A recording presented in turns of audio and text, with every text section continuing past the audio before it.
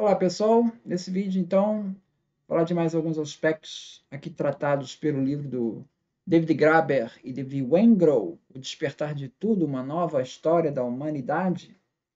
Então, a gente já viu nos vídeos anteriores que ele contesta um pouco esse marco aí da agricultura, né? Como se a agricultura em 10 mil anos tivesse gerado a criação da propriedade privada e, com isso, a construção de sociedades mais complexas. Esse modelozinho padrão, ele está querendo questionar isso. Ele está querendo dizer que, antes da agricultura, você já começa a ter sociedades ali mais complexas. Né? A gente viu ali exemplos de sepultamentos com pessoas enterradas com colar, com cetro, né? Will Príncipe, monumentos como o de Göbekli Tepe, né?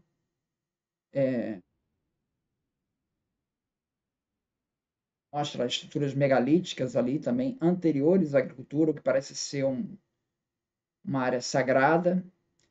Então, ele questiona isso. Né? Então, nessa classificação aí da antiguidade, né? Dos primeiros hominídeos, né? A gente vê que nessa classificação dos períodos, do Paleolítico, do Neolítico, é fundamental a questão da tecnologia. Né? Então, os primeiros instrumentos de pedra eles aparecem aí por volta de 2,4 milhões de anos, só para a gente ter uma ideia, né, de noção. 2,4 milhões de anos ainda está lá com Homo habilis, tá? Que é basicamente um símio. A descoberta do fogo ela vai aparecer com 300 mil anos atrás, aí já estamos aí na época do Neandertal. A revolução cognitiva, que é quando há um salto aí nas invenções, acontece em 50 mil anos. Estamos aí na transição de Neandertal para Sapiens, e até um período de convivência entre os dois, que é o que marca o limite do Paleolítico superior e inferior. Então, tais desenvolvimentos da técnica dos primeiros hominídeos, antes dessa revolução cognitiva, segundo David Graeber, ele convergiu para comunidades mais locais, organizadas socialmente de modo muito mais diversificado e complexo do que os pesquisadores imaginavam inicialmente. Então, não são aquelas sociedades inocentes e simples que se imaginava. Há uma diversidade maior nessas sociedades, ainda antes do advento da agricultura. E essa tecnologia ela serviu não para juntar essas sociedades, mas para criar diversas formas de organização social. Tá? Então, é um modelo muito mais diversificado e complexo de formação social do que aquele modelo simplista que a gente viu do Hobbes e do Rousseau, que também na época também não havia grandes avanços aí na arqueologia. Né? Então, ele faz esse contraponto. Né? Hoje a tecnologia ela aproxima as pessoas, né, para a aproximação de culturas. E naquela época essas tecnologias quase que serviram para diversificar essas culturas. Então ele identifica esses movimentos contrários, tá? Então lembrando que a agricultura então ela começa ali no Neolítico por volta de 10 mil anos, tá? Bom, mas ainda continua muito presente esses modelos idealizados pelo Rousseau e pelo Hobbes de que foi com a invenção da agricultura que introduziu-se então sociedades mais complexas, e aí sociedades mais complexas, entenda-se desigualdade, quer dizer, surge a propriedade privada, surge a necessidade de gerenciar esses excedentes, e aí uma determinada elite, ela começa então a usar estruturas mais complexas com a formação do Estado para preservar esses privilégios. Então, o advento da propriedade privada ele está inexoravelmente acompanhado pelo surgimento do Estado. E assim nós temos os Egípcios, no Egito os faraós, a dinastia Han na China. Bom, esse modelo então, Graeber, ele vai questionar esse modelo, tá?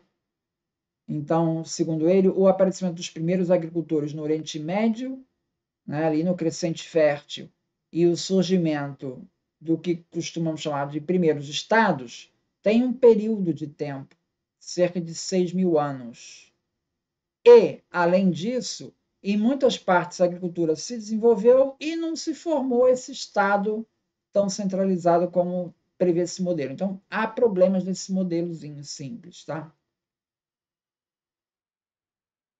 Então, o David Graeber e o David Wengrow, eles consideram que mesmo antes da invenção da agricultura, já havia muita complexidade e diversidade social entre os bandos de caçadores-coletores, antes da agricultura. Então, a agricultura ela não determinou o aparecimento da propriedade privada. As primeiras sociedades agrícolas e as mais antigas cidades, elas tinham uma organização relativamente igualitária e democrática, sem a necessidade de monarcas e sumos sacerdotes. Ou seja, a Revolução Agrícola não teria marcado o início dessa desigualdade. Entre esse momento da agricultura e o surgimento dos primeiros estados, vai aí um intervalo de alguns milhares de anos. Tá? Então,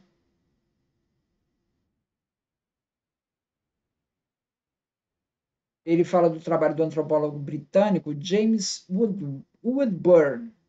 Ele analisou sociedades igualitárias, ali caçadores-coletores, na Tanzânia, na Índia e na Malásia. E pôde constatar que eram sociedades igualitárias. Elas compartilhavam não somente bens, como conhecimento. Eram sociedades que nós chamamos de forrageadoras, né? Sociedades que buscavam recursos na natureza.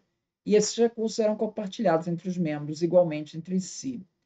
É o que ele chama de sociedades de retorno imediato, ou seja, todos os alimentos produzidos são consumidos no mesmo dia ou, no máximo, guardados para o dia seguinte. Qualquer coisa extra é distribuída, nunca é armazenada. Tem um outro arqueólogo que chama Evans Pritchard, que ele analisou sociedades similares e chegou à seguinte constatação, escreveu o seguinte: não há senhor nem servo nessa sociedade, apenas iguais que se veem como uma mais nobre criação de Deus. Mesmo a leve suspeita de uma ordem irrita um homem, e ele não a executa, ou a executa no modo vagaroso e descuidado, que é mais ofensivo do que uma recusa. Então, nesse sentido, o David Graeber e o David Wengrow, eles apontam que seria mais correto dizer que essas primeiras comunidades humanas, elas não viviam um estado de inocência primordial. Elas viviam num estado de aversão consciente a receber ordens. Tá? Esse seria das suas pesquisas. Né? Como muitas dessas sociedades estudadas viviam em ambientes de savana, que se aproximavam do ambiente dos primeiros hominídeos, né, se acreditou, né, que isso refletisse uma condição primordial da humanidade e que, de alguma maneira, essas conclusões pudessem valer para aquelas sociedades antigas. Né? Então, tais sociedades forrageadoras, elas conseguiam alimentar todo o grupo sem dificuldade e ainda ficavam com 3 a 5 dias livres para atividades como fofocar, bater boca, brincar, dançar, viajar para o lazer. Então, veja, mesmo nessa sociedade, nós temos esse tipo de diversidade de atividades sociais, entende? Então, isso está presente lá. Um antropólogo chamado Marshall Schellings, autor de A Sociedade Afluente Original, entende que muitas dessas sociedades forrageadoras, elas deliberadamente, elas rejeitaram a revolução do Neolítico. Elas, mesmo tendo domínio das técnicas de agricultura, elas preferiam não adotar para preservar o tempo livre delas. Então, veja, é uma outra abordagem, né? Ou seja, não necessariamente a agricultura foi adotada por todos os povos aí, né? O James Woodburn, ele mostra que as sociedades estudadas eram igualitárias na partição dos recursos. Por outro lado, já era possível identificar a formação de elites sagradas. Olha a coisa interessante aqui. Ainda não temos agricultura, tá? Já é possível identificar a formação de elites sagradas, detentoras de privilégios rituais, instrumentos que só eles usam, né, os sacerdotes, como flautas sagradas. E tais instrumentos, tais rituais, tais privilégios rituais, eles são mantidos através de segredo Então, veja que o sagrado vai estar sempre acompanhado da questão do segredo, né? Dissimulação e até mesmo violência, ameaça de violência.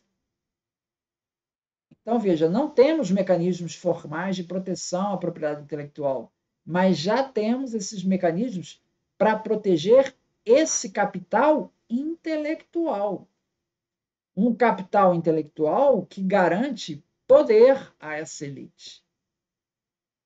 Então, já há o reconhecimento de um capital intelectual está associado com a questão do poder. Dessa forma, o sagrado foi o fundamento para a montagem de estruturas de exclusão e desigualdade de tais sociedades. Então, olha o que o autor está falando. Ele está falando que não foi a propriedade privada criada lá com o advento da agricultura. Antes disso, já com a noção do sagrado, essa questão já vai começar a estar presente. Essa desigualdade já vai estar presente. Tá? Então, há paralelos que os autores traçam entre as noções de propriedade privada e as noções do sagrado.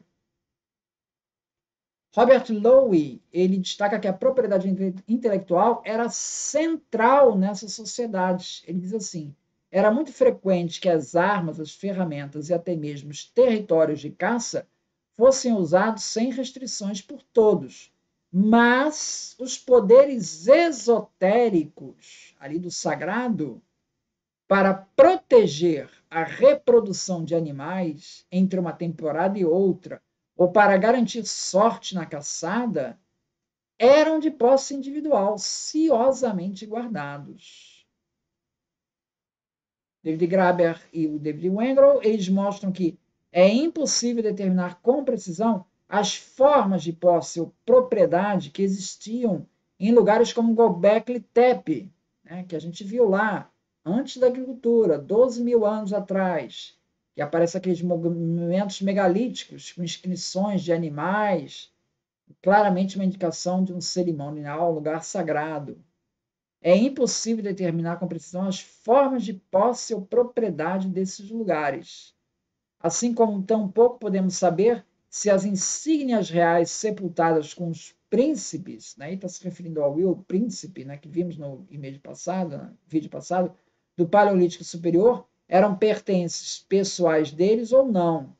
O que agora podemos sugerir, à luz dessas considerações mais amplas, é que esses teatros de encenação ritual, coordenados de forma tão meticulosa, muitas vezes montados com precisão geométrica, eram os tipos de espaços onde provavelmente se apresentavam pretensões de direito exclusivo à propriedade, junto com rigorosas exigências de obediência cega entre pessoas que, afora isso, eram livres.